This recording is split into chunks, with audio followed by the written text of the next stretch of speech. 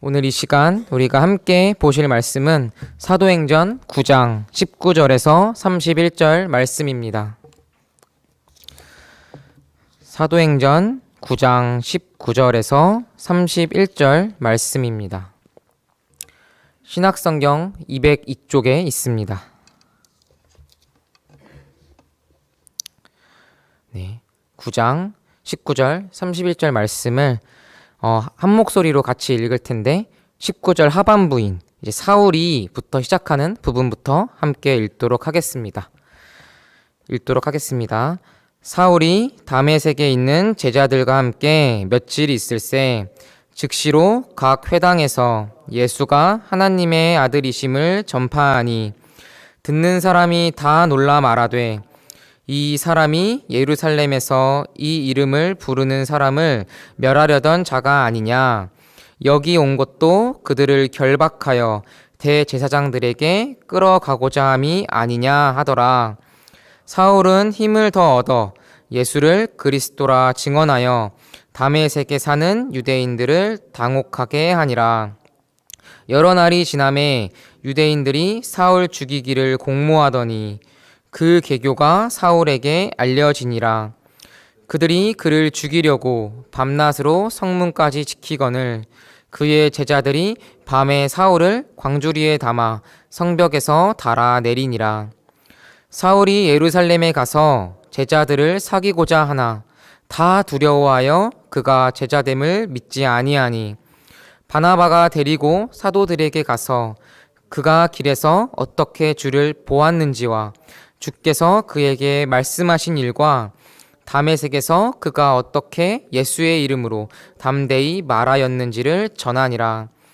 사울이 제자들과 함께 있어 예루살렘에 출입하며 또 주 예수의 이름으로 담대히 말하고 헬라파 유대인들과 함께 말하며 변론하니 그 사람들이 죽이려고 힘쓰거늘 형제들이 알고 가이사랴로 데리고 내려가서 다소로 보내니라. 그리하여 온 유대와 갈릴리아와 사마리아 교회가 평안하여 든든히 서가고 주를 경외함과 성령의 위로로 진행하여 수가 더 많아지니라. 아멘. 네. 오늘 말씀은 이제 예수 박해자였던 그런 바울이 예수님을 만나 예수님을 증거하는 그런 제자로서의 삶을 살아가고 있는 모습을 이제 보여주고 있습니다. 스데반을 돌로 쳐 죽이고 예수를 믿는 수많은 사람들을 붙잡아 처형했던 이 바울이 예수님을 만나고 나자 오늘 말씀 20절처럼 다메섹 회당에서 즉시로 예수님을 증거하고 있는 이러한 모습을 보이고 있습니다. 바울의 마음속에 찾아온 이런 복음의 기쁨과 감격이 바울을 즉시로 복음을 전하게끔 움직이도록 하였으며 복음 박해자였던 바울이 이제 복음 전달자인 그런 예수 그리스도의 제자로서 이제 살아가고 있음을 우리는 보고 있습니다. 이토록 놀라운 변화가 이제 바울의 삶에 일어났지만 오늘 본문 말씀 이제 26절을 보면 모두가 바울을 두려워하여 그가 제자됨을 믿지 아니하니 라고 나옵니다. 예수를 부르고 증거하는 사람들을 멸하고 또 박해하고 다녔던 그런 자가 갑자기 예수의 제자가 되었다고 이렇게 예루살렘으로 찾아왔으니 쉽사리 바울이 예수의 제자가 되었음을 믿고 공동체 안으로 받아들이기가 어려웠을 것입니다. 그러므로 다들 이런 바울의 제자됨을 믿지 않고 바울을 두려워하던 와중에 바울의 이 제자됨에 대해 변호하고 또 증언을 하였던 한 사람이 있었는데 바로 바나바였습니다. 바나바는 바울이 예수의 제자가 되었음을 사람들 앞에서 열심히 전하였습니다. 그리고 그로 인해 바울은 무사히 이런 예루살렘 공동체 안으로 들어올 수 있게 되었죠. 그렇다면 바나바는 예루살렘에 있는 교회 사람들에게 바울의 제자됨에 대해서 어떻게 증언하였길래 이런 예루살렘 공동체가 바울의 제자됨을 인정하고 자신들의 공동체로 바울을 받아들이게 되었을까요? 이 시간 바나바가 바울의 제자됨을 증언한 내용을 같이 살펴보면서 제자됨은 무엇인지 그리고 제자의 삶은 무엇을 목표로 하는 삶인지에 대하여 함께 말씀을 나눠보고자 합니다. 바나바는 바울의 제자됨에 대하여 27절에 나오듯이 그가 어떻게 주를 보았는지와 그에게 주께서 말씀하신 일과 그가 어떻게 주의 이름으로 담대히 복음을 말하였는지에 대해 증언하며 바울의 제자됨에 대해 증언하였습니다. 우리는 여기서 제자됨의 조건을 발견할 수가 있는데요.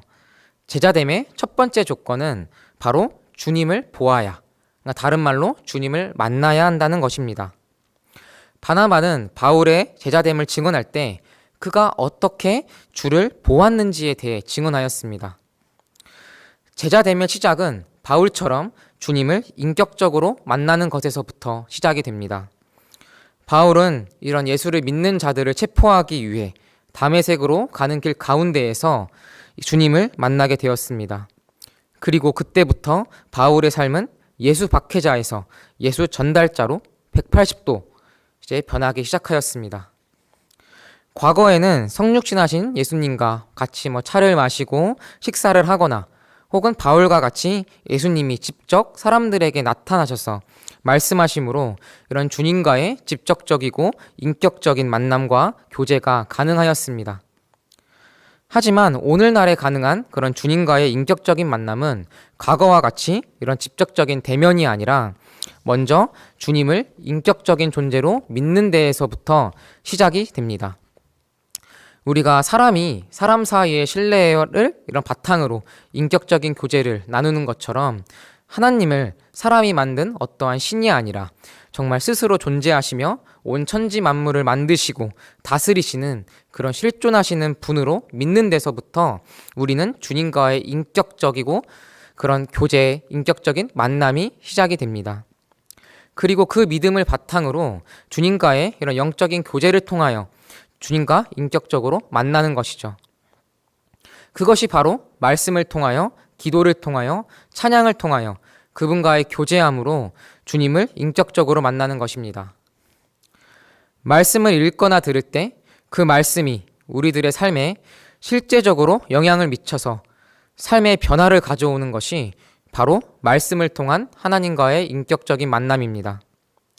기도를 통해 자신의 고난과 아픔을 비롯하여 모든 것들을 하나님 앞에 내려놓고 구하며 나아갈 때 마음의 위로와 기쁨이 되며 또 후련함을 느끼며 평안을 누리게 되고 자신의 아픔과 고난이 나를 향한 하나님의 연단이라는 그분의 놀라운 뜻을 깨닫게 되었을 때 그것이 기도를 통한 하나님과의 인격적인 만남이 됩니다.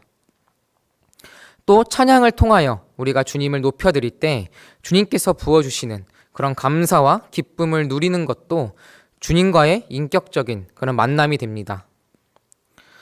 바울이 예수님과의 이런 인격적인 만남을 통해 그의 삶이 송두리째 바뀌어 예수 박해자에서 예수 그리스도의 제자의 삶을 살게 되었던 것처럼 우리도 이런 말씀으로 또 기도로 또 찬양으로 주님과의 인격적인 만남을 통하여 예수 그리스도의 제자로서 살아갈 수 있습니다. 주님과의 만남은 우리의 삶을 변화시키시며 우리가 주님의 뜻 가운데로 온전히 순종할 수 있도록 이끌어주시고 우리를 돌보시는 그런 힘과 능력이 그 만남 가운데 있기 때문입니다. 하나님은 우리와의 그 인격적인 만남과 교제를 통해 우리들의 삶을 조금씩이나마 바꿔가시며 우리가 주님의 제자로서 올바르게 살아갈 수 있도록 이끌어주십니다. 우리를 하나님의 거룩한 자녀이자 동시에 주님의 제자로서 이끌어주세요. 그러므로 주님과의 이런 인격적인 만남에서부터 우리의 옛사람은 죽어지고 하나님의 자녀와 예수 그리스도의 제자라는 새로운 정체성으로 우리는 새 삶을 살아갈 수 있기 때문에 이런 주님과의 인격적인 만남이 제자됨의 첫 번째 조건이 됩니다. 그렇다면 제자됨의 두 번째 조건은 무엇일까요? 그것은 바로 주님의 말씀을 받는 것입니다. 바나바는 바울의 제자됨을 증언할 때 주님께서 바울에게 말씀하신 일에 대해 증언하였습니다. 오늘 본문 말씀은 아니지만 사도행전 9장 15절을 보면 바울은 예수님을 만나고 아나니아로부터 내 이름을 이방인과 임금들과 이스라엘 자손들에게 전하기 위하여 택한 나의 그릇이라 라는 말씀을 듣게 됩니다. 그리고 실제로 바울은 이 말씀을 듣고 이 말씀처럼 살아갑니다. 이처럼 예수 그리스도의 제자는 하나님의 말씀을 받은 사람입니다. 예수님은 직접 바울에게 나타나 보이시고 또 바울을 아나니아에게로 인도하여 아나니아로부터 주님의 말씀을 듣게 하였습니다. 그리고 오늘날 예수님은 우리에게도 성경이라는 하나님의 감동으로 쓰여진 이 책을 주셔서 우리에게 말씀하시고 계십니다. 이 성경에 많은 약속과 많은 명령의 말씀들이 있지만 하나님께서 그 중에서도 그 지상명령, 즉 가장 높은 곳에 놓인 명령이자 누구도 거역할 수 없는 명령의 말씀을 우리에게 하시고 계시는데 그것이 바로 우리가 익히 알고 있는 마태복음 28장 18절에서 20절 말씀입니다. 제가 한번 읽어드리도록 하겠습니다. 예수께서 나와 말씀하여 이르시되 하늘과 땅의 모든 권세를 내게 주셨으니 그러므로 너희는 가서 모든 민족을 제자로 삼아 아버지와 아들과 성령의 이름으로 세례를 베풀고 내가 너희에게 분부한 모든 것을 가르쳐 지키게 하라. 볼지어다 내가 세상 끝날까지 너희와 항상 함께 있으리라 하시니라. 아멘. 예수님께서 아나니아를 통해 바울에게 말씀하셨던 것처럼 예수님은 오늘날의 우리들에게도 그때와 동일하게 우리 한 사람 한 사람을 지목하시며 부르시며 우리더러 예수님을 증거하는 예수 그리스도의 제자로서의 삶을 살라고 성경을 통해 말씀하십니다. 지상명령 말씀과 그리스도의 제자로서의 삶은 저와 같은 교역자나 혹은 몇몇 특별한 사람들에게만 주어지는 그런 삶과 말씀이 아니라 모든 사람에게 주어지는 하나님의 말씀입니다. 우리의 인생의 목적이 되는 말씀입니다. 그렇기 때문에 만약 본인이 사업을 하고 있다면 하나님께서 그 사업을 통해 하나님의 나라를 더 발전시키기 위해 이 사업을 주셨음을 알아야 합니다. 만약 음악이나 예술을 하고 있다면 그 재능과 무대에서의 인기를 통해 그 복음을 모든 사람에게 전해야 함을 알아야 합니다. 무언가 거창하지 않더라도 본인이 처한 가정과 직장 또 일터 속에서 하나님 나라의 복음을 드러내며 예수 그리스도를 증거하는 제자의 삶을 살아가야 함을 우리는 알아야 합니다. 저와 이곳에 모인 모든 성도님들을 비롯한 모든 그리스도인들은 지상명령의 완수를 우리들의 인생의 1차적인 목표로 생각하고 그런 주님의 복음을 전파하는 예수님의 제자로서의 삶을 우리들이 살아가야 될 줄을 잊지 말아야 합니다. 그러면 제자됨의 조건 세 번째는 예수 그리스도의 이름을 전하는 것입니다. 바나바는 바울이 다메섹에서 어떻게 예수 그리스도의 이름으로 담대히 말하였는지를 증언함으로 바울의 제자됨을 증언하였습니다. 바울은 예수님을 인격적으로 만나고 예수님으로부터 말씀을 받고 나서 다메섹 회당에서 주님의 이름을 전하였습니다. 회당에 있던 사람들이 바울이 복음을 전하는 것을 보고 의심하고 수군거렸지만 바울은 그들의 반응에 주눅이 들거나 움츠러들지 않고 우리가 함께 본 22절에 나오듯이 오히려 힘을 더 얻어 복음을 전했다고 합니다. 복음은 사람들의 반응이나 그들이 복음을 받아들이는 태도에 따라 좌지우지되지 않으며 복음을 전하는 사람에게 담대함과 용기를 더하여 줍니다. 복음을 소유한 이런 예수 그리스도의 제자는 그 복음으로 인하여 어떠한 상황과 환경 속에 있더라도 복음을 증거하게 됩니다. 예수 그리스도의 제자는 우리에게 이 복음이라는 것은 부끄러운 것이 아니요 우리를 위해 모진 고난과 핍박받으신 그런 예수 그리스도의 구원의 소식임을 잘 알고 있기에 사람들의 반응에 일희일비하지 않고 기쁘게 전할 수 있습니다.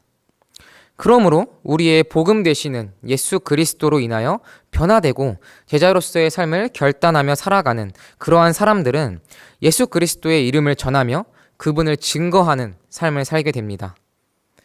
그렇기에 예수 그리스도의 이름을 전한다라는 것은 예수님의 제자됨의 조건이 됩니다. 예수 그리스도의 제자됨이란 예수님과의 인격적인 만남이 있어야 합니다. 또 그분의 말씀을 들어야 하며 주님의 이름을 전하는 복음을 전하는 사람이어야 합니다.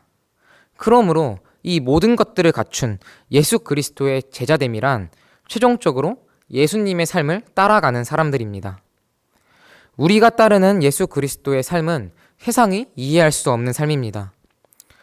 예수님께서 사신 삶은 힘이 있고 권세 있는 자들과 함께하지 않으시고 가난하고 병든 자들과 함께하신 삶이었습니다. 충분히 높아질 힘과 권세가 있었음에도 오히려 낮아지시고 겸손을 자처하셨습니다. 그렇게 세상과는 다른 삶, 세상에 반하는 삶을 살다 보니 예수님은 모진 고난과 핍박 속에 사셨습니다. 그렇기에 그분의 삶을 따라가는 예수 그리스도의 제자의 삶도 고난이 따를 수밖에 없습니다. 바울의 삶이 그러하였죠. 오늘 말씀 23절을 보면 복음을 전하는 바울을 유대인들이 죽이려 공모를 한다고 나옵니다. 또 29절에도 주 예수의 이름으로 담대히 말하고 변론하며 복음을 전하는 바울을 유대인들이 죽이려고 힘썼다고 합니다. 이처럼 바울은 예수 그리스도의 제자로서 살고자 했으므로 이러한 핍박과 고난을 받았음을 우리는 볼 수가 있습니다. 복음을 지닌 예수 그리스도의 제자로서의 삶을 우리가 제대로 살아간다면 고난은 필수적으로 따라오게 됩니다. 복음은 죄로 왜곡되어져 버린 이 세상과 정반대의 성격을 지니고 있습니다. 세상은 돈을 비롯한 물질과 명예, 또 자기 자신만을 생각하는 개인주의, 또 권력 등을 추구하라고 하며 그것들을 우리들의 마음, 우리 자신의 마음 속에 여러 우상들로 섬기라고 말하고 있습니다. 그리고 그것들이 우리들의 삶 속에 있으면 행복할 것이라고, 그것이 진정한 행복이라고 우리들의 마음 가운데 속삭입니다. 그러나 복음은 세상과 반대로 이야기를 합니다. 돈, 권력, 명예 이런 것이 있어도 우리에게 진정한 행복과 만족을 줄 수 없다고 말하고 있습니다. 복음은 오직 우리가 믿고 섬겨야 할 분은 예수 그리스도 한 분이시며 그분만이 우리에게 진정한 행복을 줄 수 있다고 말합니다. 그러므로 세상에서 살아가는 사람들의 입장에서는 예수를 믿는 우리들, 또 주님의 제자들의 모습을 볼 때에 자신들의 우상을 부정하고 자신들의 삶 자체를 부정하며 그들의 삶을 비판하는 것처럼 보이기 때문에 자연히 우리의 모습을 향한, 우리를 향한 증오와 미움이 솟아나게 됩니다. 그렇기에 복음에 사로잡힌 우리들, 복음에 사로잡힌 예수 그리스도의 제자는 세상 속에 살아갈 때 필연적으로 고난과 어려움이 따라올 수밖에 없습니다. 그러나 오늘 말씀 31절을 보면 희한한 말을 하고 있습니다. 31절 바로 전 구절인 30절을 보면 바울이 복음으로 인하여 고난받아 가이사랴로 가고 다서로 갔다고 말하고 있는데 그 다음에 31절에 그리하여 라고 말하면서 온 교회가 평안하고 든든히 서가며 하나님을 경외하고 성령의 위로 가운데 수가 더 많아진다고 말씀하고 있습니다. 아니 고난을 받았다고 하는데 그리하여 온 교회가 평안하고 든든히 서갔다? 복음을 받아들이는 수가 많아졌다? 이해가 안 됩니다. 복음 때문에 모진 고난과 고통을 받았음에도 불구하고 어떻게 교회가 평안함으로 든든히 서가며 복음을 받아들이는 사람의 숫자가 많아질 수 있는 걸까요? 그것은 바로 복음으로 인해 핍박받고 고난받더라도 그들은 지금 당장의 고난에 집중하는 것이 아니라 장차 그 미래의 하늘 소망에 집중하였기 때문입니다. 우리가 살아가는 이 세상에서의 삶은 나그네의 삶입니다. 이 세상이 앞으로도 영원히 살아갈 곳이라면 우리는 이곳 가운데 더욱 튼튼하고 아름답게 지어가야겠지만 우리는 이 세상에서 잠깐 있다가 가는 나그네입니다. 지나가는 나그네가 잠시 거할 초소를 온갖 비싼 돈과 수고를 더하여 꾸민다면 정말 어리석고 좀 웃기지 않겠습니까? 그렇기 때문에 나그네인 우리들은 이 세상에서 잠깐 머물다 갈 존재이므로 이 세상에서의 삶이 좀 불편하고 아쉬워도 그냥 참고 살아가는 것입니다. 이 세상에서 잠깐 누릴 그런 안락과 평안을 누리고자 복음을 저버림으로 복음의 고난에 동참하지 않아 장차 하늘 본향에서 누릴 그런 소망과 그런 축복들을 놓치게 된다면 얼마나 안타깝고 마음이 아프겠습니까?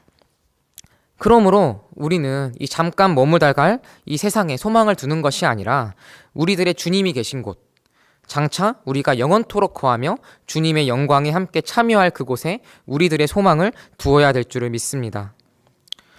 우리의 소망은 결국 썩어 없어질 이 땅에 있는 것이 아닌 하늘에 있기에 복음으로 인한 고난과 시련 속에서도 이겨낼 수 있는 것이며, 그렇기 때문에 그 고난과 시련이 복음 전파와 예수 그리스도를 믿는 그런 공동체의 성장을 막을 수가 없는 것입니다. 오히려 그 고난으로 인하여 단단하여지고 성숙해지는 것이죠.